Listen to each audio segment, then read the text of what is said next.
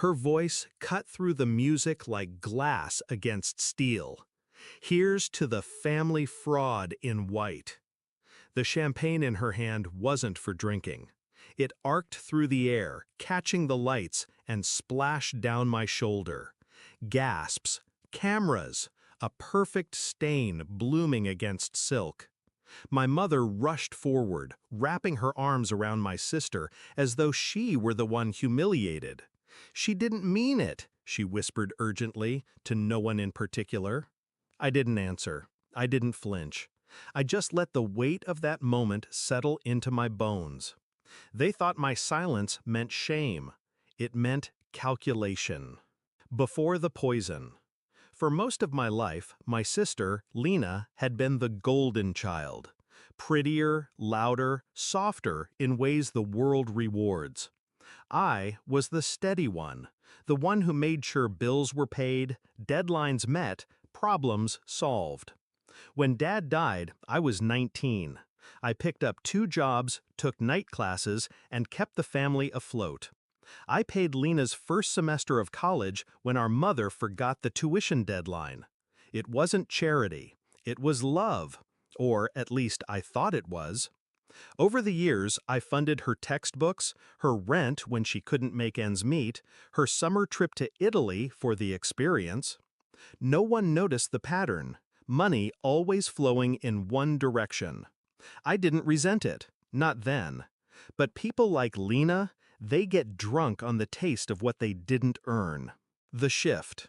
The first sign she'd crossed a line came 6 months before my wedding. I logged into our shared emergency account, the one we'd opened years ago for family use, to transfer a deposit for the reception venue. It was lighter by $9,000. I called her. She laughed. "Oh, come on. It's not like you needed it right away." "I had a tuition payment. You know Mom can't help right now." No apology, just entitlement. That was the day I stopped seeing her as my sister and started seeing her as a liability. By the time my wedding week arrived, I had already made my decision. The plan. Anger burns hot. Revenge burns cold. I waited until after the reception. Waited until every polite smile and fake laugh had been recorded in the wedding album. That night, in the quiet of my hotel room, I logged into the shared account. I didn't drain it. I froze it, locked it under fraud investigation.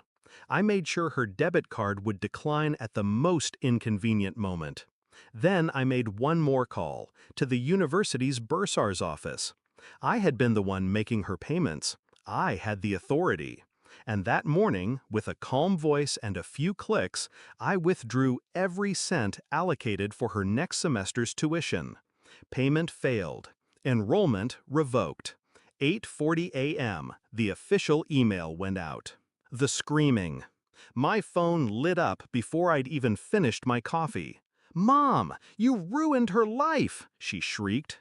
"She's standing here in tears. She can't register for classes. What the hell is wrong with you?" I stirred my coffee. "What's wrong with me?" I said softly. "Lena humiliated me at my wedding.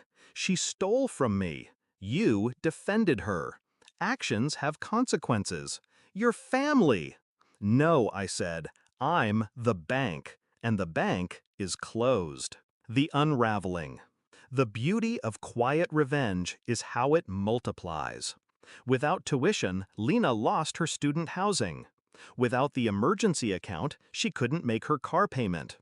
The Italy trip photos she flaunted online became a bitter joke to the friends who now avoided her calls for help. And Mom? She tried to rally the troops, but our extended family, they knew. They remembered who paid for whose rent, who kept the lights on, and who threw champagne in whose face. The confrontation. 2 weeks later, Lena showed up at my door. Her eyes were red, her voice cracked, but her tone still had the edge of someone who believed they were owed. "You destroyed me," she said. "No," I replied. "You destroyed yourself. I just stopped paying for the pieces." She blinked, like she hadn't considered that possibility. You could have talked to me. I almost laughed. Talked? Like you did at my wedding? In front of everyone? No, Lena, I'm done talking. I deal in results now. The quiet after. The best part wasn't watching her stumble. It was the silence afterward. The absence of constant financial crises that only I could solve. The way my bank balance finally grew without her hands in it. People think revenge is loud, screaming matches, slam doors, public scenes. It's not. It's a locked account, a failed tuition payment, a girl realizing the world isn't going to carry her anymore. I wore white on my wedding day. She called me a fraud. But I kept my vows. Not to her, not to Mom, but to myself. Never again.